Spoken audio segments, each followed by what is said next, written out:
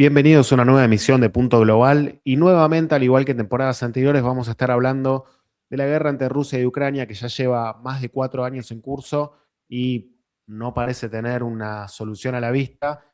Y en esta oportunidad nos van a acompañar desde el TDC, con quienes ya hicimos en su momento una colaboración con el CERI, gente que hace un think tank desde Ucrania, y ese es el valor también que aportan con este vínculo que tienen con Latinoamérica. Ya vamos a estar presentando a nuestra invitada. Pero antes, entonces, Donna, ¿de qué se trata este episodio?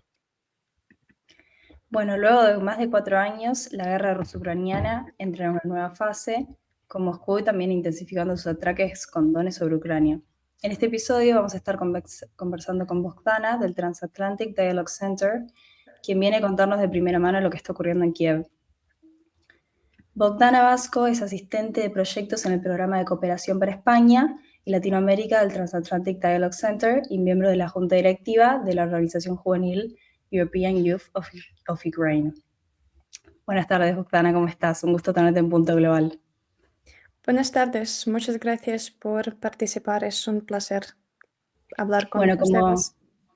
me alegro, muchas gracias. Como bien dijo Gastón, es un tema que ya tocamos varias veces en los episodios de Punto Global, así que queríamos hacer más o menos una actualización de en qué estadio estamos actualmente entre el conflicto entre Rusia y Ucrania. Si nos podías contar un poco para arrancar. Sí, hace, no sé, 8 meses tuvimos nuestra primera colaboración entre el CERI y el Transatlantic Dialogue Center. Entonces hablamos sobre el conflicto entre Rusia y Ucrania y la realidad actual de Ucrania, pero ahora es 2026, muchas cosas han cambiado en los términos geopolíticos y al mismo tiempo la guerra sigue, la sociedad ucraniana sigue como pasando esta experiencia muy difícil y hay muchas cosas para analizar y reflexionar en este tema.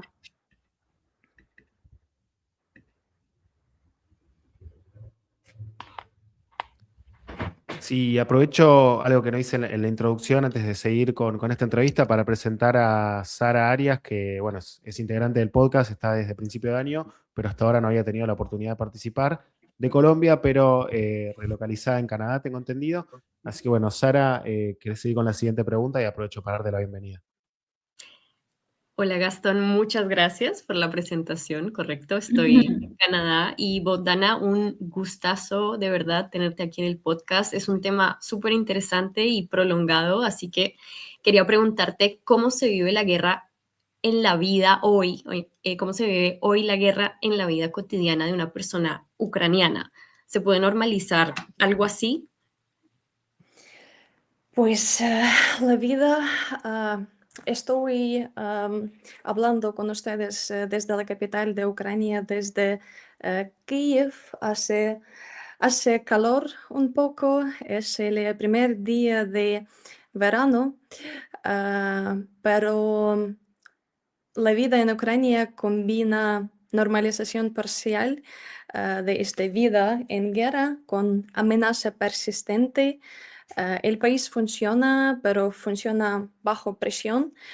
Por ejemplo, este fin de semana, todo el país expectó un gran ataque por parte de Rusia y la capital de Ucrania ah, tenía que ser un objetivo principal. Incluso los centros de decisiones de Kiev, y cuando estos ataques graves suceden en Ucrania, es una amenaza para todas las personas en Ucrania, porque los misiles balísticos de Rusia o drones de Rusia alcanzan cualquier lugar en Ucrania y muchas veces estos lugares son civiles, son zonas residenciales, son hospitales, son las plazas de los juegos para los niños y niñas. Entonces, vivimos una vida como normal, pero cuando suena una alarma aérea, todos nosotros estamos en peligro y no sabemos si algo pasa con nosotras y nuestros familiares o no, pero saben, vivir bajo esta presión constante es casi imposible. Por eso pienso que nuestra psicología, nuestras mentes tienen diferentes técnicas de cómo manejar esta tensión, este peligro. Yo personalmente tengo esta como este entendimiento que las cosas, que el porcentaje de ser bajo el ataque no es alto y por eso debo seguir con mi vida, con mi trabajo, pasar tiempo con mis familiares y es un entendimiento que pienso comparten muchos ucranianos actualmente.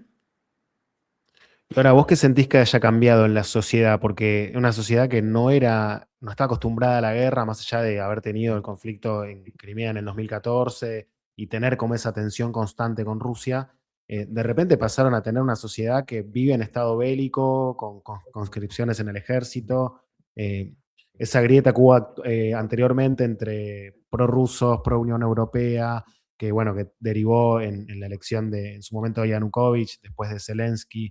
eh, ¿Cambió la sociedad? ¿Está más cohesionada? ¿Hay cierto rencor hacia Rusia? ¿Qué notaste que cambió en estos 4 años? ¿O más o menos la sociedad está parecida a lo que eran antes de 2022?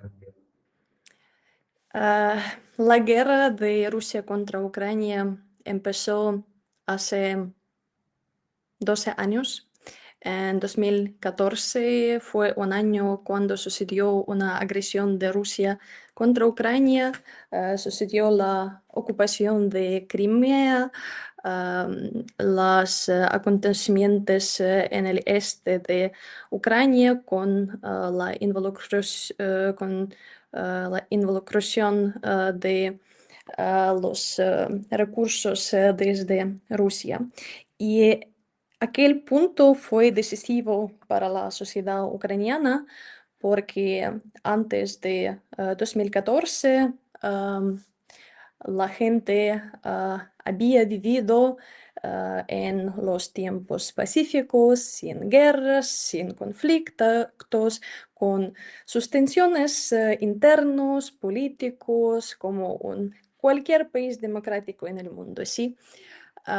Y este año cambió muchísimo porque mucha gente sintió una responsabilidad de proteger el Estado, la cultura ucraniana y mucha gente en Ucrania entendía que la agresión de Rusia significaba. Para Europa o para el mundo fue una sorpresa, decimos, porque muchos países están como tienen foco en sus procesos internos o regionales y Ucrania es un país que sabe de Rusia mucho más de otros países en el mundo, aún incluso en Europa. Ucrania sabía que Rusia había querido tener un control en Ucrania, control económico, control político. Por eso, por ejemplo, había políticos muy grandes influidos por Rusia. Por ejemplo, nuestro expresidente Viktor Yanukovych fue prorruso y tenía lazos con Rusia. Pues para ucranianos no fue una sorpresa tan grande, la invasión de Rusia no fue una sorpresa grandísima. Y mucha gente se unió a las, por ejemplo, Fuerzas Armadas o como voluntarios para proteger el país. La agresión impactó la situación humanitaria, hubo mucha gente internamente desplazado, por ejemplo, los ucranianos que se fueron desde los partos ocupados de Ucrania a Ucrania, controlada por el gobierno ucraniano, y había muchas organizaciones y gente que quería ayudar a esta gente impactado por la agresión, que no tenían como hogares o cosas básicas para seguir con la vida. Pero entonces, en aquel momento, el impacto de la agresión no tocó toda la población o todo el país. Las comunidades más impactadas fueron los que fueron frente al este o al sur de Crimea. Pero en 2022 la guerra impactó toda la ciudad. No hay persona en Ucrania actualmente que tiene ningún lazo con la guerra. Muchos hombres y mujeres incluso se unieron las Fuerzas Armadas de Ucrania como voluntarios para ir al frente. Otras personas civiles se unieron las organizaciones o diferentes iniciativas humanitarias para ayudar a los grupos más vulnerables en la guerra. Otras personas se mudaron, como fluyeron del país, porque perdieron sus hogares en las zonas ocupadas o en las zonas cercanas al frente o en las zonas que se perciben más seguras, por ejemplo, en el oeste de Ucrania, pero sus edificios podían ser dañados después de los bombardeos rusos, o algunas personas perdieron sus familiares o amigos en la guerra. Entonces, cada persona está afectada y lo que es distinguido sobre Ucrania es que al mismo tiempo la población civil, como la población ucraniana en general, sufre muchísimo en la guerra, pero al mismo tiempo entiende y se asuma la responsabilidad de continuar su vida y de proteger el país, la cultura, todo lo que tenemos y todo lo que hemos creado. Y mucha gente está involucrado en la defensa, en la resiliencia, en la resistencia de Ucrania, tanto los militares como las personas civiles. Entonces, la sociedad ha cambiado muchísimo y sí, hace 20 años fue como normal por ejemplo, representantes políticos en el Parlamento que soportaban el acercamiento con Rusia. Ahora no es posible. No hay personas en el Parlamento que pueden hablar sobre, como, no sé, federación con Rusia o algo así, sobre lo que Ucrania tiene que ser un aliado de Rusia.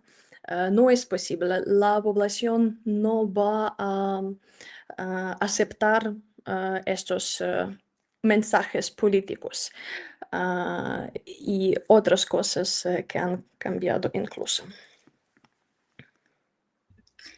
Sí, ahora, como bien decías vos, cuando empezó la guerra y hasta el día de hoy, la sociedad ucraniana se movilizó increíblemente para apoyar la guerra, y así lo hicieron varios países occidentales que se unieron a favor de Ucrania, quien obtuvo gran apoyo militar y financiero, mientras que a Rusia también se le impusieron sanciones sin precedentes. Este panorama cambió con el inicio del conflicto de Irán. ¿Qué tanto crees que fue eso? Y si hoy Ucrania tiene apoyo a Occidente o las prioridades sentís que ya no son las mismas que antes. Un factor prometedor de 2025 y 2026 fue una promesa de Donald Trump para terminar con la guerra en Ucrania. Hubo algunas reuniones trilaterales entre Ucrania, Rusia y Estados Unidos en 2026. Ahora las negociaciones están en pausa. No hay progreso decisivo. Podemos ver que la situación, ahora el mundo puede ver que el conflicto es más complejo que algunas personas han pensado. Y, por ejemplo, con la situación, con la guerra en el Medio Oriente de este año, podemos ver cómo influyeron las negociaciones de paz. Washington no ve una salida diplomática rápida y Trump se encontró con una realidad distinta. Durante meses se habló de la cercanía de acuerdos, pero el avance no se materializó. Y otra cosa es que para negociar la paz o resolver el conflicto, hay que debe ser un espacio para el alineamiento de dos posiciones, de Rusia y de Ucrania. Con las negociaciones y mediación de Estados Unidos, vemos que Rusia tiene las exigencias maximalistas. Por ejemplo, Rusia exige que Ucrania retire sus fuerzas de Donetsk, de toda la región de Donetsk. Ahora Rusia controla la mayoría de Donetsk, pero no toda la región. Y es una de las condiciones que Rusia dice para el logramiento de este acuerdo. Para Ucrania, retirar las fuerzas de las partes del país que Ucrania controla no es aceptable. Ceder territorios para Ucrania no es aceptable. Es una cosa que no soluciona el conflicto, es una cosa que la sociedad ucraniana no va a aceptar y es una de las condiciones maximalistas de Rusia que no quiere paz, que no quiere resolver este conflicto ahora cuando existe un Estado ucraniano soberano, independiente, que tiene su política interior independiente y su política exterior. Entonces, Estados Unidos no lograron presionar a ninguna parte en este conflicto para que se termine. Otra cosa es el papel de los estados europeos. Su ayuda es muy importante para sostener como la capacidad de Ucrania en los términos tanto militares como económicos. Ucrania, por ejemplo, asegura financiamiento externo para sostener el presupuesto y en este sentido, sobre los acontecimientos más recientes, el Parlamento ucraniano ratificó un préstamo macrofinanciero con la Unión Europea por 90.000 millones de euros para 2026 y 2027. Y la Unión Europea aprobó también un nuevo tramo de Ukraine Facility por 2.800 millones de euros. Esta ayuda es importante y en este sentido, la Unión Europea sigue siendo un socio clave para Ucrania. Y también hay negociaciones de que Europa debe asumir más responsabilidad y tener un papel más grande en las negociaciones de paz. Es un entendimiento que se base en los failures, en los como en los problemas que Estados Unidos no pueden alcanzar el acuerdo de paz y si las negociaciones con la mediación de Estados Unidos son en pausa, entonces hay algunas vistas que si la Unión Europea entra el proceso, algo puede cambiar. Por ejemplo, ahora líderes de la Unión Europea se preparan para la posibilidad de negociar con Putin y, por ejemplo, el presidente del Consejo Europeo, Antonio Costa, planteó que Europa necesitaría un líder que sería capaz de hablar con Rusia en nombre de todos para ejercer mayor presión. Pero la participación de Estados europeos en las negociaciones no es tan fácil porque Rusia debe aceptar la presencia europea. Y ahora no vemos los señales positivos de que Rusia está listo a hacerlo. Y al mismo tiempo, Europa aún no tiene palancas suficientes para imponer un giro estratégico. Su influencia depende de consensos internos, coordinación transatlántica.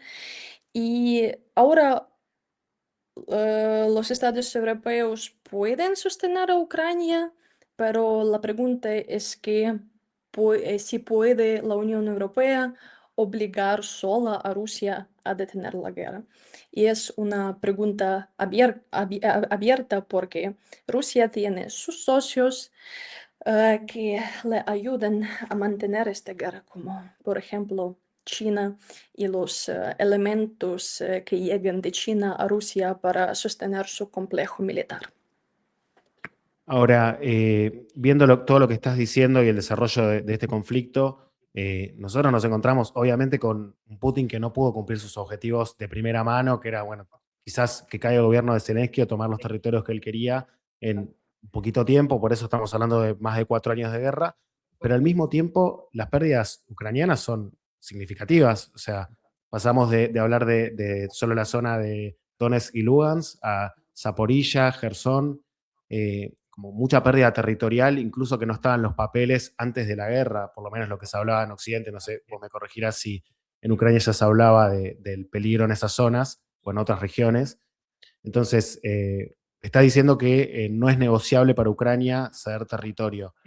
¿Crees realmente, viendo tu análisis, que Ucrania puede recuperar en algún momento esos territorios o va a ser muy difícil que lo hagan, al menos por los medios militares?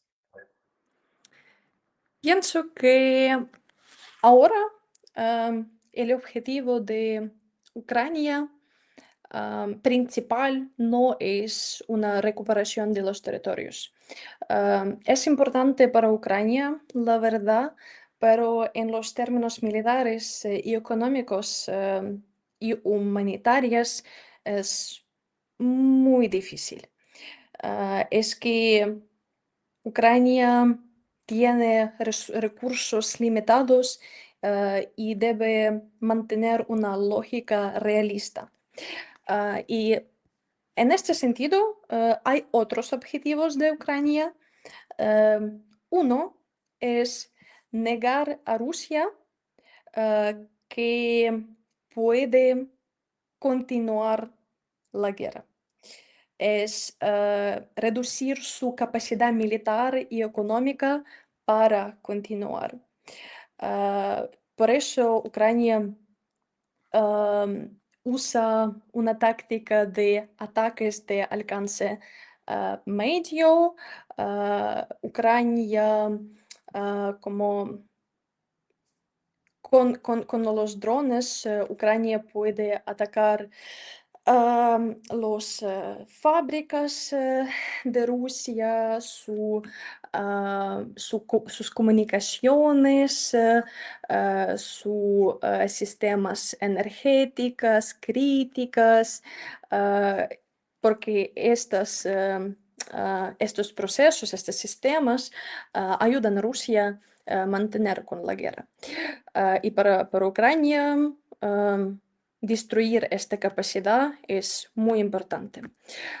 Otra cosa es elevar el costo operativo ruso y reducir su libertad de acción.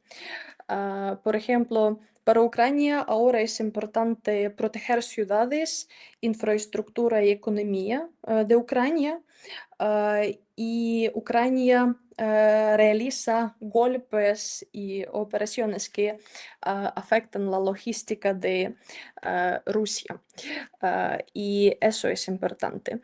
También la guerra por sí ha cambiado. Cuando pensamos sobre guerra antes, fue como más lineal. Ahora es una zona letal dominada por drones. La guerra ha cambiado en su dinámica básica.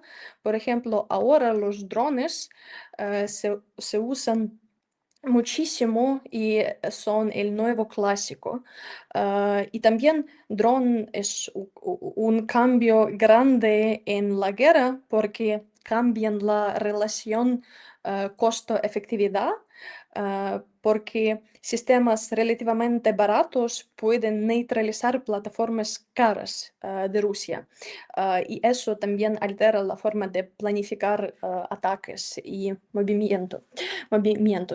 Hay otra cosa, es la lógica de kill zone.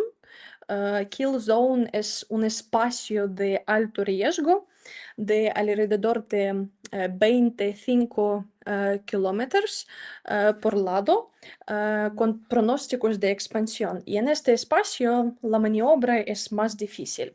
La concentración de fuerzas es más costoso y el uso de vehículos cerca de la línea se vuelve muy peligroso. Y la última cosa que es también importante es como esta dicotomía, innovación versus escala. Ucrania aparece como más innovadora y descentralizada. Ucrania opera en la guerra como un país democrático, donde no hay una estructura vertical, que todo se decide desde el centro principal de toma de decisiones. Hay muchas organizaciones, iniciativas, fabricantes militares que producen y apoyan al ejército en sus necesidades operativas. Por su lado, Rusia destaca por escalar. Menos plataformas, más unidades producidas y volumen sostenido. En Rusia no hay tan movimiento rápido y respuesta rápida que existe en Ucrania. Y En ese sentido, esta característica de Ucrania es uno de los claves porque Ucrania sigue resistiendo. Es más pequeño, tiene mucho menos militares, tiene como el apoyo limitado de sus socios occidentales, como por ejemplo Estados Unidos, han reducido su apoyo. Pero al mismo tiempo, Ucrania sigue resistiendo y Rusia no puede alcanzar los avances significativos en el frente. No puede lograr sus objetivos políticos en las negociaciones, no puede lograr sus objetivos militares en el frente. Y Ucrania tiene esta capacidad ahora y a corto plazo para sostener la fase actual de la guerra. Y si Ucrania puede alcanzar sus objetivos como estratégicos y puede reducir la capacidad de Rusia para mantener, pienso que las condiciones para acordar o para resolver el conflicto serán más altos. Porque ahora no hay factores decisivos que podrían presionar a Rusia para que se termine con la guerra. Y ahora bien, continuando en esta línea, ¿qué cosas crees que Occidente todavía no entiende sobre este conflicto entre Rusia y Ucrania y te gustaría explicar un poco más? Yo pienso que Occidente entiende sobre este conflicto mucho más ahora que antes. Por ejemplo, vemos que ahora Ucrania es un país integral para la seguridad, para el sistema de seguridad europea. Sí, en 2022 Ucrania fue un país receptor de una ayuda occidente. En 2022 Ucrania es un país que los estados europeos necesitan. Los estados europeos necesitan la experiencia y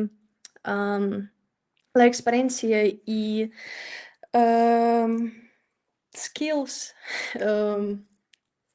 Sí, la habilidad o la ayuda de Ucrania. De Ucrania, porque vemos, por ejemplo, cómo los drones rusos alcanzan los países europeos, Rumania, Polonia, y estos países no han tenido la experiencia de combatir estos drones. En Medio Oriente, los países pidieron la experiencia de Ucrania. Ahora hay entendimiento que Ucrania es un actor clave para la seguridad europea y para la seguridad del mundo, porque Ucrania tiene experiencia de sostener la guerra a tantos años y tiene tecnologías, tiene el conocimiento de cómo las armas de Rusia funcionan, tienen insights sobre los objetivos de Rusia, sobre sus tácticas, estrategias. Y Ucrania no es el último, no es el único espacio donde Rusia opera. Podemos observar las influencias híbridas de Rusia en todo el mundo, incluso en los países latinoamericanos, africanos, los países de Asia. Hay amenazas informativas de Rusia. En muchos países hay una necesidad de recibir estos conocimientos de Ucrania. Y los estados europeos lo entienden, por eso asumen más responsabilidad para apoyar a Ucrania y tener esta relación bilateral y beneficiosa para ambas partes. Pero la pregunta es que si van los estados europeos continuar con esta ayuda y con este entendimiento a medio o largo plazo. Porque podemos ver que las fuerzas políticas se cambian. Antes, Hungría, por ejemplo, había un estado más prorruso que proucraniano y Hungría estaba bloqueando las iniciativas de la Unión Europea hacia Ucrania. Por ejemplo, los tramos financieros o como apoyo financiero para Ucrania. Después de las elecciones en Hungría, las fuerzas, los actores más amistosos a Ucrania asumido el poder y por eso vemos la dinámica más positiva. Pero el riesgo persiste. Mucha gente se siente como cansada de la guerra, incluso afuera de Ucrania. Mucha gente no... Estoy hablando sobre la población de distintos países europeos, sobre los como ciudadanos de diferentes países europeos. Si están cansados, si exigen de sus gobiernos que dejen apoyar a Ucrania, es un riesgo muy peligroso. Por eso, desde Ucrania y desde los aliados claves de Ucrania, hay una necesidad de como comunicar y explicar esta necesidad de apoyar a Ucrania a largo plazo. Y en este debate también es importante explicar los objetivos verdaderos de Rusia, que no son como tener la región de Donbass y después de eso la guerra termina. Después de eso la guerra no termina porque Donbass no es la única cosa que Rusia quiere controlar en Ucrania. Y sobre el papel de Estados Unidos, también es una pregunta muy importante porque Estados Unidos es un actor clave para Ucrania. Por ejemplo, durante los ataques aéreos en dirección de todas las regiones y ciudades de Ucrania, que suceden casi cada día. Rusia mantiene su ofensiva en el frente y también mantiene su ofensiva contra las ciudades civiles, las zonas civiles de Ucrania. Y como he mencionado antes, para Ucrania es muy importante proteger a las ciudades y a la población.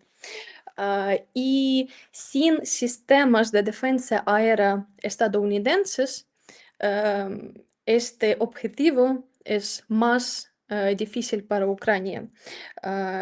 Entonces, en la relación bilateral entre Estados Unidos y Ucrania, estos sistemas son cruciales. Al mismo tiempo, Ucrania ve estas relaciones de forma realista. Hemos visto muchos cambios en la política exterior de Estados Unidos y lo que Ucrania podía expectar de Estados Unidos hace 2 años es diferente que Ucrania espera ahora de Estados Unidos.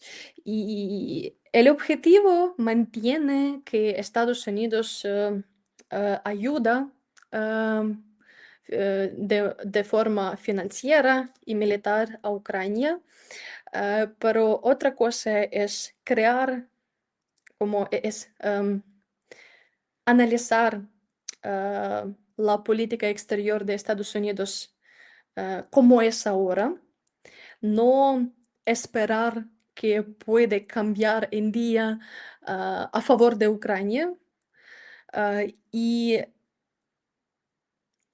obtener lo más positivo de la fase actual de las relaciones para Ucrania.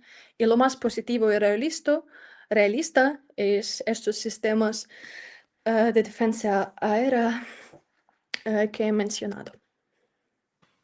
Bogdana, escuchando tu análisis, creo que podemos estar de acuerdo que esta guerra, que parece no tener fin, ha atravesado a cada parte de la sociedad ucraniana.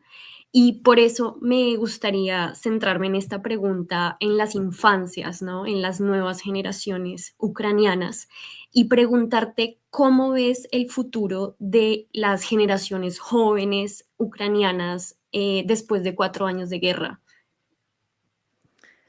¿Cómo vemos el futuro? Soy una joven que se mudó de Ucrania hace 4 años y decidí volver a Ucrania hace un año. Estoy hablando con ustedes desde Kiev y estoy trabajando también en las relaciones internacionales, en las comunicaciones internacionales, explicando la realidad de Ucrania ahora. Es como mi papel en la guerra, en el conflicto, en la vida de Ucrania. Hay muchas jóvenes que han asumido la misma papel en sectores diferentes. Por ejemplo, hay organizaciones juveniles que ayudan a promover las iniciativas para el regreso de los ucranianos desde extranjero a Ucrania, porque después del inicio de la guerra a gran escala, mucha gente tuvieron que abandonar sus hogares. Se estima que casi 6 millones ucranianos se mudaron al extranjero y casi 4 millones son desplazados internos. Y hay iniciativas diferentes que ayudan a devolver esta gente y crear oportunidades para estos ucranianos. Y estas oportunidades son diferentes y son necesidades de nuestra sociedad. Por ejemplo, las oportunidades de trabajo, las oportunidades de hogares como lugares para vivir, oportunidades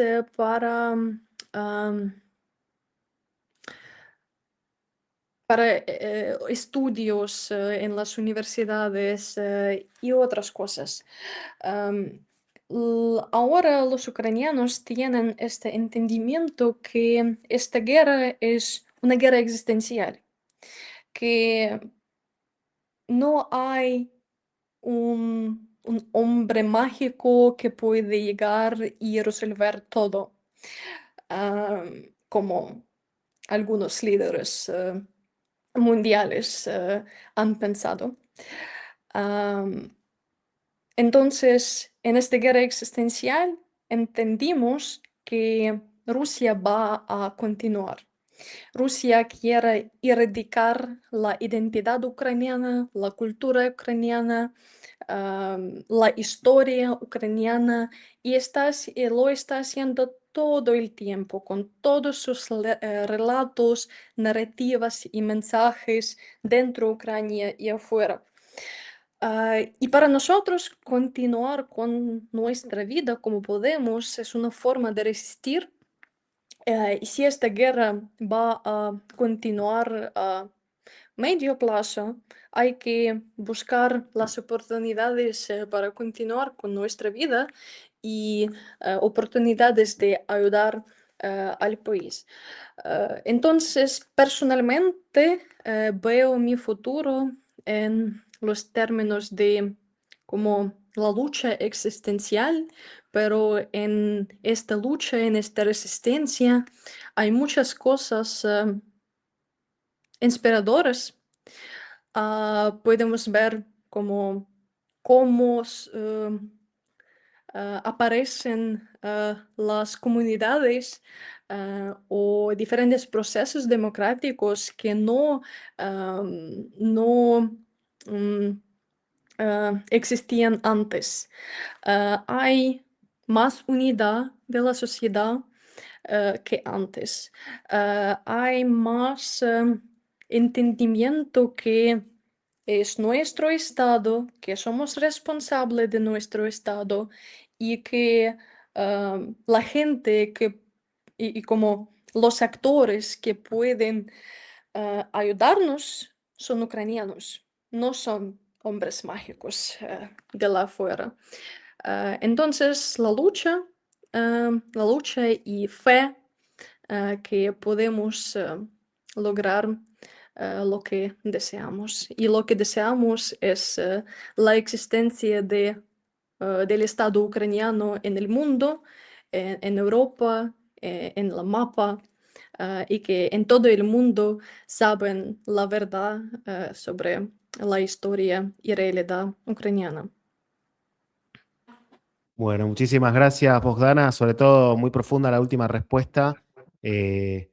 Bueno, veremos cómo sigue esto y está bueno tener de primera mano a alguien desde Ucrania que nos cuente cómo se vive la guerra día a día. Por eso también era la idea de hablar con vos, más allá de el análisis geopolítico que, bueno, ustedes desde el Transatlantic Dialogue Center hacen muy bien. Y un gusto nuevamente ser la puerta de entrada a Latinoamérica y de la Argentina desde el CERI al Transatlantic Dialogue Center, para lo cual, bueno, estamos dispuestos a hacer nuevas colaboraciones cuando ustedes así lo deseen. Muchas gracias, Bojana. Muchas gracias, Gastón, Donna, Sara. Nos vemos. Bueno, gracias Sara, gracias Donna. Nos vemos la próxima emisión también.